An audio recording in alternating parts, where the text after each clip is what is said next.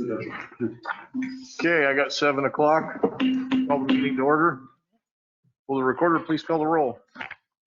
Counselor Roberts? Here. Counselor Stinnett? Here. Counselor Savage? Here. Counselor Fleck? Here. Counselor Soulsby? Counselor Irvin?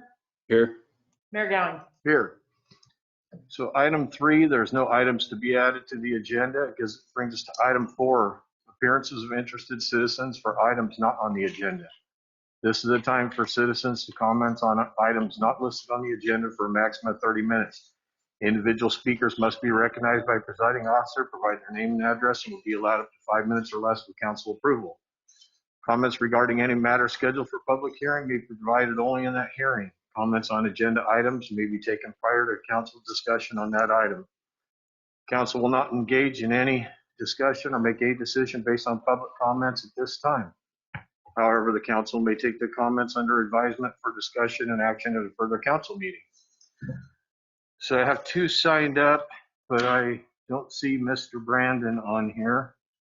So that brings us to Mr. Taddy.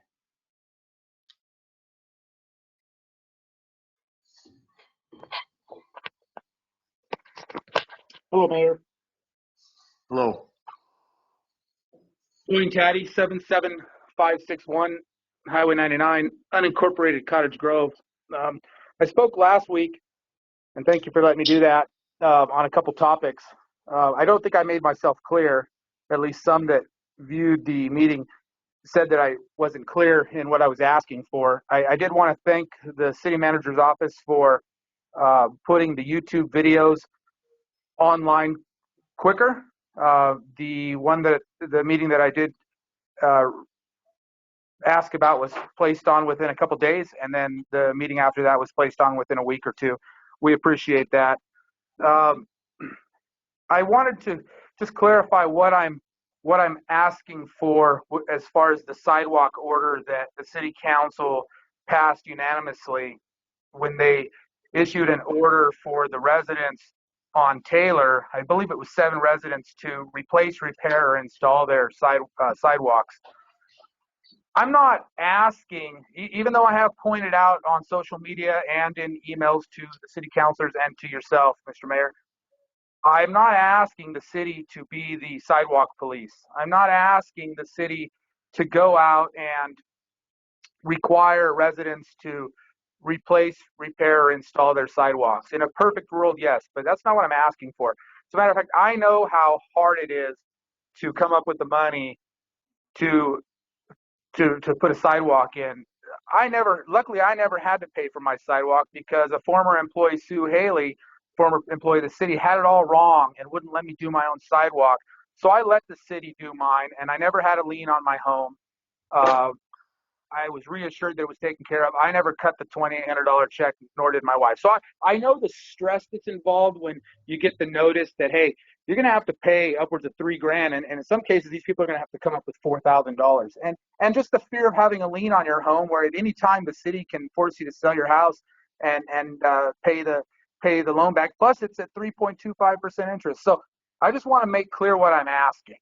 What I'm asking for is the city council, every single one of you, especially the ones of you that know that this was wrong and have it in your heart and know it was wrong, to force these people, to force this order down these people's throats, to go back and revisit that and overturn it or have a new vote, cancel it, or whatever the terminology is called.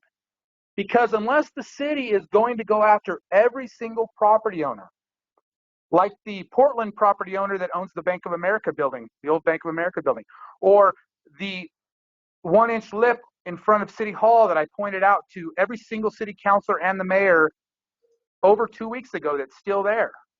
Unless you're going to go after everybody, leave these people alone. I was appalled that nobody brought that up during concerns from the council. Everybody just talked about, well, we need to find some money. Well, it would be nice if we could help these people. Nobody talked about, was this the right thing to do? And at the end of the day, it was not the right thing to do. I understand that city councilors received an email from concerned citizens, and rather than just go and educate the citizens on what their responsibilities are, we send them an order. And then we've got the city manager on videotape for 18 seconds appearing to be giggling about these people brought it upon themselves because they complained. And so just to clarify that and make that real clear tonight, I'm not asking you to be the sidewalk police. I'm asking you to treat everybody equally. And unless you are going to force every property owner in this community to replace, repair, install their sidewalks, don't ask anybody or force anybody to do it. Thanks for your time. Thanks. And Mr. Dickinson, I seen you put in the chat that you asked if you had to sign up, and yes, you do have to sign up prior to 5 o'clock, I believe, to speak at a meeting or be in person and sign up in person. So that brings us to. I called earlier to find out if I could come in person, and then the city staff told me it was only virtual. So maybe they were incorrect. Not me. I don't know who you talked to, but you didn't talk to the city Didn't talk to recorder. me. So it brings us to item 5, public hearings. Public hearing for ordinance amending the Cottage Grove Municipal Code, section 14.37.200, flood damage prevention. Mr. Mongan. Thank you, Mr. Mayor. Good evening, councilors. The purpose of this public hearing is to receive comments on the proposed amendment of the Cottage Grove Municipal Code, section 14.37.200, flood damage prevention.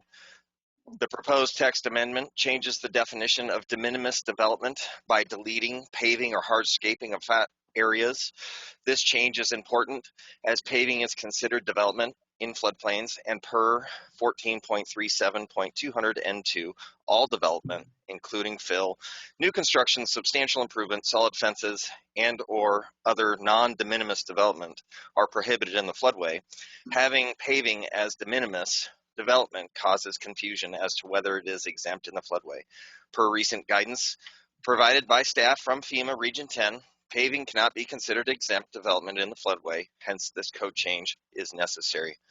The proposed text amendment also makes changes to section 14.37.200 O1E related to the elevation of electrical and mechanical systems.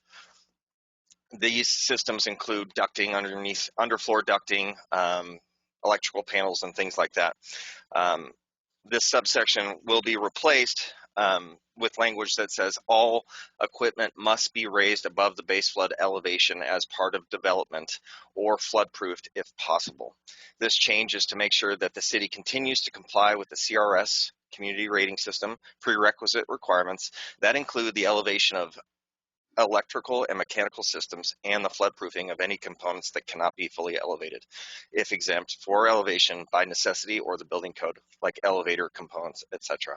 The Planning Commission held public hearing on the attached ordinance on October 20th, 2021, and recommended approval of the draft ordinance to council. It is now appropriate that council hold a public hearing on the ordinance. This ordinance has been available for more than 1 week to this meeting, and staff is recommending adoption. That time, I'll open the public hearing for comments. Anyone wish to speak on this?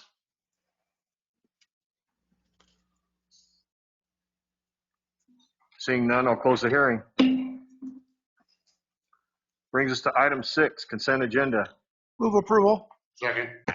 Have a motion with the second. Is there any discussion? All those in favor signify by saying aye. Aye. Opposed? Okay, resolution and ordinance, item 7. Item A is first vote for ordinance amending Cottage Grove Municipal Code, section 14.37.200, flood damage prevention. Mr. Mongan. Thank you, Mr. Mayor. Council has held a public hearing on the proposed amendment of the Cottage Grove Municipal Code, section 14.37.200, flood damage prevention, to amend the definition of de minimis development and to change the construction requirements for electrical, heating, ventilating, air conditioning, plumbing, duct systems, and other equipment. The Planning Commission held a public hearing on the attached ordinance on October 20th, 2021, and recommended approval of the draft ordinance. It is now appropriate that council consider the ordinance. This ordinance has been available for more than 1 week prior to this meeting, and staff is recommending adoption. This ordinance could be adopted in 1 meeting. After council deliberation, it is recommended that the City Council move to approve ordinance number as presented by staff to amend the Cottage Grove Municipal Code, section 14.37.200, flood damage prevention. We have an ordinance number. 3148. Mr. Fleck, Mr. Mayor, I move that the City Council adopt ordinance 3148. Second. I have a motion with a second. Is there any discussion? Seeing none, will the recorder please call the roll? Counselor Savage, Aye. Counselor Fleck, Aye. Counselor Stinnett, Aye. Counselor Urban, Aye. Counselor Roberts, Aye. Mayor Gowing. Aye. Okay, brings us to item 8, business from the City Council, Audit Committee appointment. Ms. Likens. Good evening, Mayor and Council. The City Council has appointed a subcommittee to conduct interviews of applicants for a vacant position on the Audit Committee. There were 2 applications received, one from Beth Colon and one from Jennifer Morocco. However, just before the interviews, Ms. Colon withdrew her application. So the subcommittee members present at that meeting were Councilors Greg Urban as chair, Mike Fleck, and Kenneth Roberts. Interviews were held on Monday, October 25th, virtually. As Ms. Morocco had previously served on the Audit Committee, the committee briefly discussed her qualifications and noting that her address had not changed and her employment remained the same as before. She indicated she's very interested in serving again and to serve the community and appreciated that opportunity. Since the process to fill the vacant positions began, longtime committee member Karen Winters resigned, citing health issues. Applications are now being accepted to fill that unexpired term for Karen. It's the recommendation of staff that the subcommittee made, which is recommending the appointment of Jennifer Morocco to the Audit Committee for a 3-year term to expire July 31st, 2024.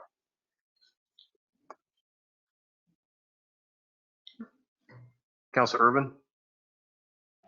Thank you, Mayor.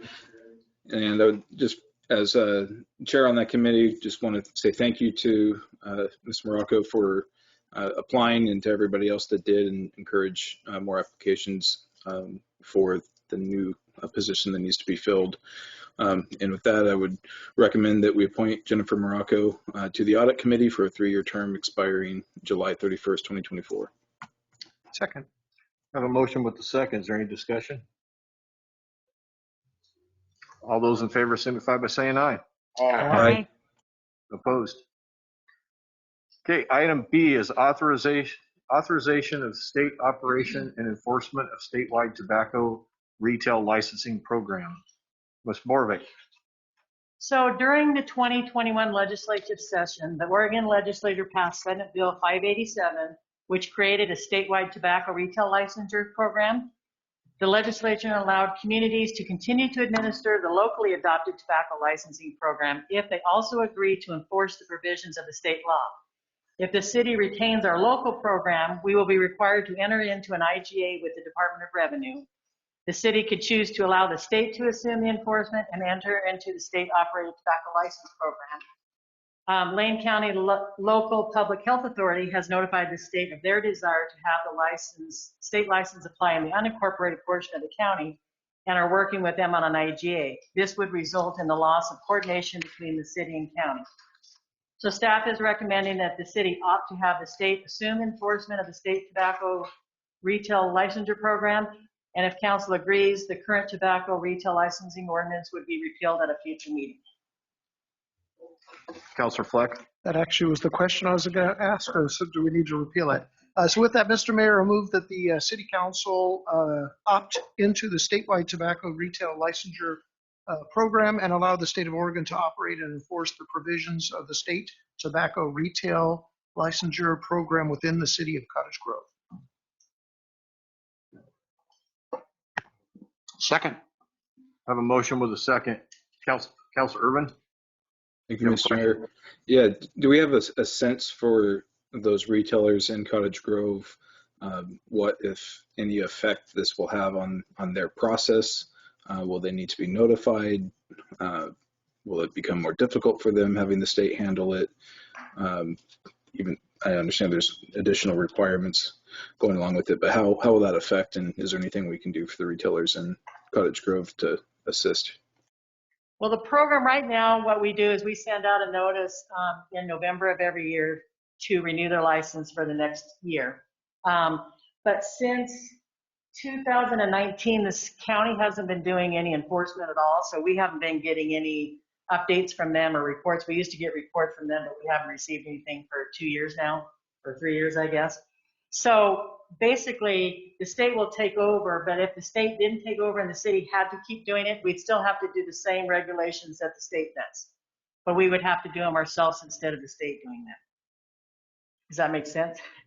Yeah, so I understand that that means that it frees up city resources that, to send out those notices, but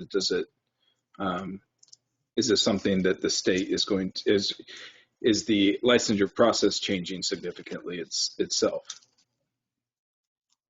I don't know how significant it's changing, but the enforcement is changing. And like I said, regardless of if we do it, then we have to enforce the same regulations that the state is doing.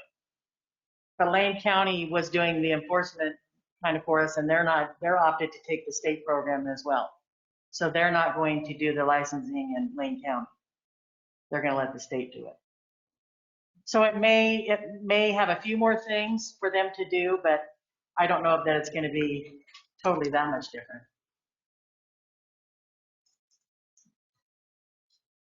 Any more discussion?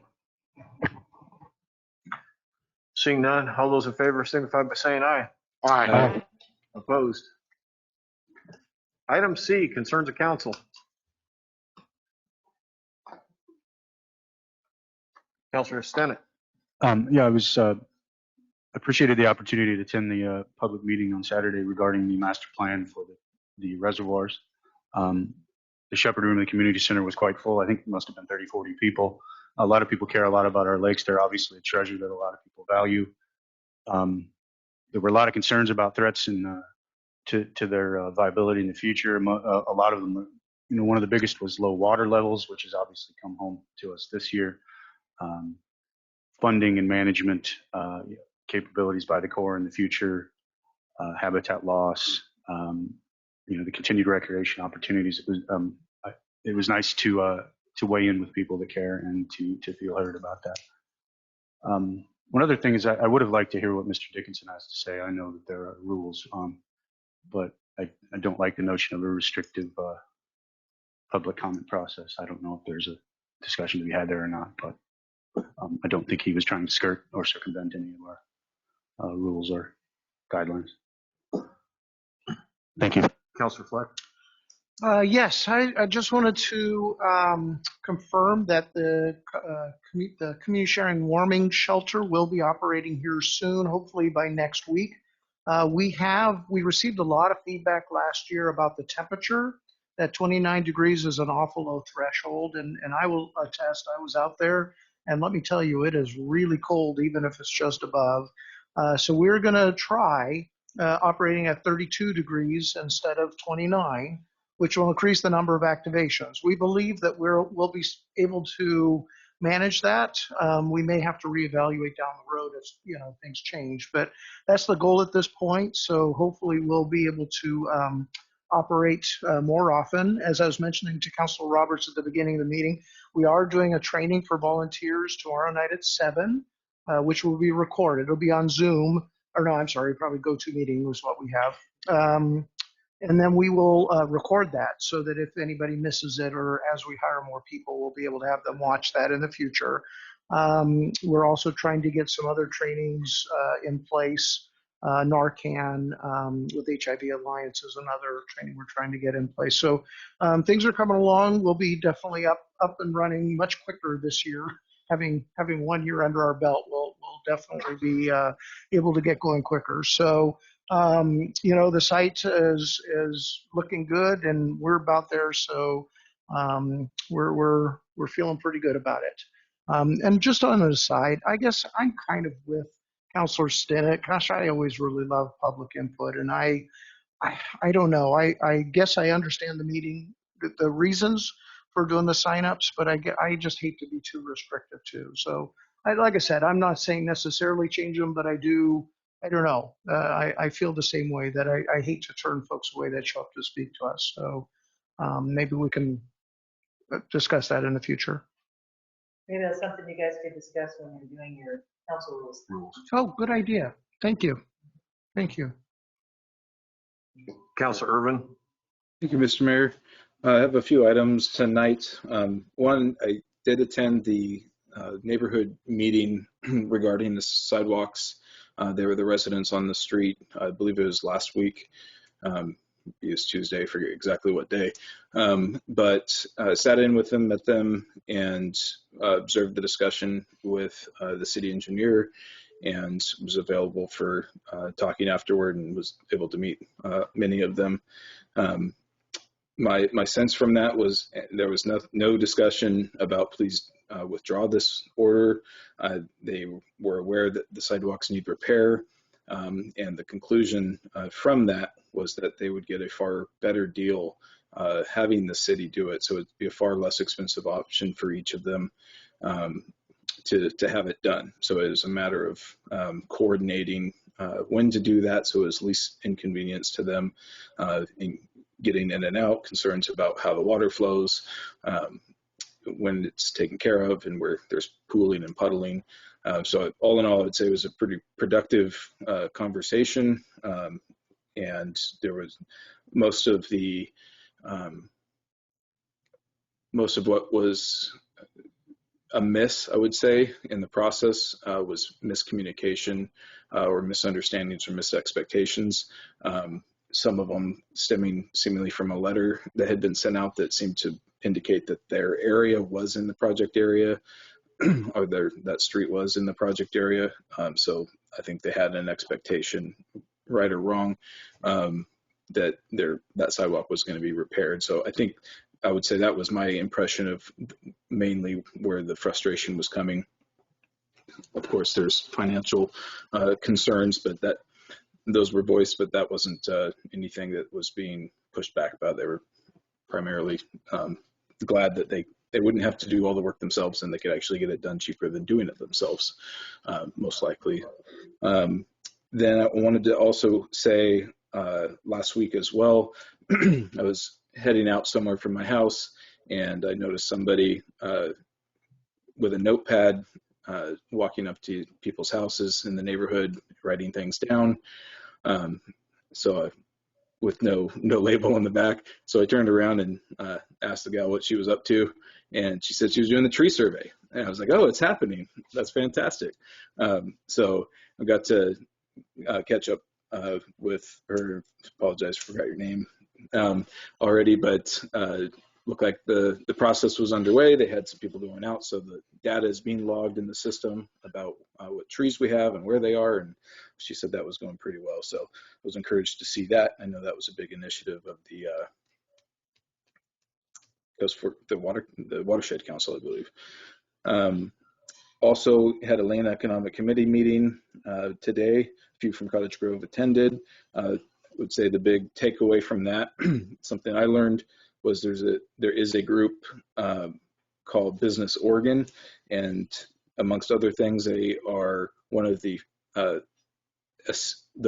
groups that really assist get funding to small, primarily it sounds like kind of science and innovation based businesses, but the small business innovation research grants. And they're eager to assist, and it sounds like they're linked up with RAIN, which is in Cottage Grove, so and fund through the SBDC. So there was some contact information. Brady, mark.brady@oregon.gov, and you could look up at www.sbir.gov. It seemed like that would be something that would be quite useful for any startups or ideas, even before a business plan, it sounded like, to have a conversation and see if there is some help available. They have grants to help you write the grants application to get the bigger funding for startups. So, and lastly, my understanding from the last time we discussed the sign-up process for public comment, my impression taken away from that was that we had that rule, but that we were going to be flexible. So I would agree, in a case like this would seem like one where I would like to hear if it wasn't someone trying to skirt the process and just interrupt it, which it didn't seem like. So I'd be happy to have that conversation as well down the road. Thanks. Councilor Savage? Thank you. It was so great to see so many smiling faces. I want to thank the Cottage Grove Area Chamber of Commerce for putting together the Halloween Hootenanny last weekend. It was amazing to see so many folks back in the community following the one-way suggested route. It was absolutely amazing. My understanding is there were 3,500 participants. There were lots of volunteers, which made the event happen. But it was just so wonderful to be out into the community again in this capacity. It was absolutely amazing. So I just wanted to throw that shout out there and just thank them. It was great to see the community again. Thank you. Councilor Roberts? Thank you, Mr. Mayor. Chalice, I agree with you. That was just one fun event. And you took some great pictures, by the way. I really enjoyed it. I have a few things that have been come forward to me. One that's been off and on over the last few months, and that are the bricks at the old Moose Lodge on Highway 99. Is that getting to the point that's being a nuisance? I mean, I think of our tourism and our people that come in from the south side on 99, and one of the first things they see are those bricks. Sort of looks, yeah, I'd like to somehow see that taken care of. Now that it's getting darker earlier, I have noticed that 4 of the bulbs on our arch entering historic downtown are burnt out. I don't know if Builders Electric left Russ when he was there at Public Works a box of those bulbs to replace. I know you guys got a million things on your list, but I'd like to see that. The other request I'm getting is when the streeters are going to be removed, or if they are for the winter. And then today I want to thank city staff for going through, and I know Councilor Stinnett brought this up with concerns from citizens about the people over at the community center. The city staff has done a wonderful job setting those people up in the back of the building, has put a safety barrier around them. I went over there today, brought them food. I weed whacked and cleaned the area, cleaned the bathroom, left some soap and paper towels in there. It looks a lot nicer not to have it right in the front of the community center. So seeing the city step up and doing what we can for these people in this time just warmed my heart because I've been there. So, and last but not least, I know this is a tough one, the sidewalk thing. I'm really confused with it. Yeah, I don't know if we need to discuss it again or not. I'm still a little bit lost on the whole process, but I know I voted for it, so I don't know. So I just wanted to say that. And that's all I have, Mr. Mayor. Thank you very much. All right, and I just want to comment on the sign up. I'm for consistency, so I made the call, and that's my discretion. And so I'm not going to break protocol for somebody and then not another meeting. So, we can discuss this at council rules when we review them, because it's been 5 years since we've done our rules and go over that. But for the time being, I'm going to keep following the direction that we've got set in place. And so if that needs to change, we'll change it with the rule process. So is anybody giving a city manager report tonight? What was that, Mr. Mayor? Okay. What was city manager's report? The only thing I was going to say is a reminder of the Veterans Day ceremony at the Armory this Thursday at 11 o'clock. Thank you. I forgot that one. The Veterans Day ceremony this Thursday. Well, it was one of the things on my list of what I was going to ask you. Okay, so if that's all there is for the city manager's report, there's no city attorney, no items removed, we're adjourned. One of our quickest